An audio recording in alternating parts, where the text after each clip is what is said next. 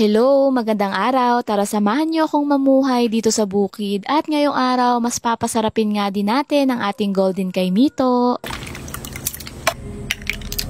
Napakarami na ngang bunga ulit nitong ating golden kaimito o tinatawag ding abyo. Ayan nga yung itsura kapag hinog na. Ayan nga, ganyan nga ang kulay niya kapag medyo nahihinog na. At kapag sobrang hilaw pa ay ayan, green na green pa siya dyan. Ayan nga, pinanguha na namin yung mga hinog na kasi mamaya baka kainin lang ng mga kabagyan. At eto nga, kinabukasan, naisip ko nga ang lagyan ng gatas at yelo yan. Dahil may nag-comment nga dun sa vlog ko, masarap daw yan kapag lalagyan ng yelo at gatas. At tamang-tama nga rin to dahil sobrang init talaga ng panahon. First time ko nga lang itong gagawin sa golden kaimito, kaya naman talagang excited ako kung masasarap talaga siya. Ayan, ganyan nga ang itsura ng loob niya. Minsan may buto yan, tapos minsan wala ring buto yan. At ayan nga, pinagalis ko na yung buto niyan kasi nga si na mama nagtatanim pa rin yan. Napakarami nga natutuwa sa punong ito at marami rin nga gustong magtanim nito. Alam nyo, kapag nagkaroon kayo ng punong ito ay sobrang matutuwa kayo kasi sobrang sipag niyang mamunga tapos sobrang hitik na hitik pa. Pagkatapos nating makuha ang laman ay ilalagay na natin sa malinis na lalagyan yan. Tapos ayan, nagdurog na rin ako ng yelo dyan. At sobrang tigas nga ng yelong ito, parang ang sarap ipukpok sa mga nguso ng chismosa dyan sa inyo. Sobrang layo pa nga na naabot ko para lang madurog yung yelo na yan. Tapos ayan, lalagay na natin yung yelo dyan. Pwede rin namang sobrang durog at pwede rin namang ganyang kalalaki yan. Tapos lalagyan lang natin yan ng evap. Tapos lalagyan rin natin yan ng condense. O diba, parang ang sarap-sarap na. Tapos halu-haluin lang natin yan at intayin natin lumamig. O diba, sobrang tamang-tama yan sa mainit na panahon.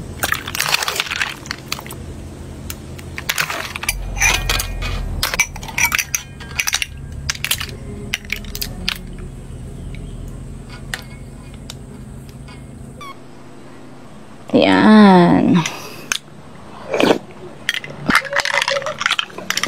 Mas pinasarap siya tapos tamang-tama dahil sobrang init ng panahon ngayon.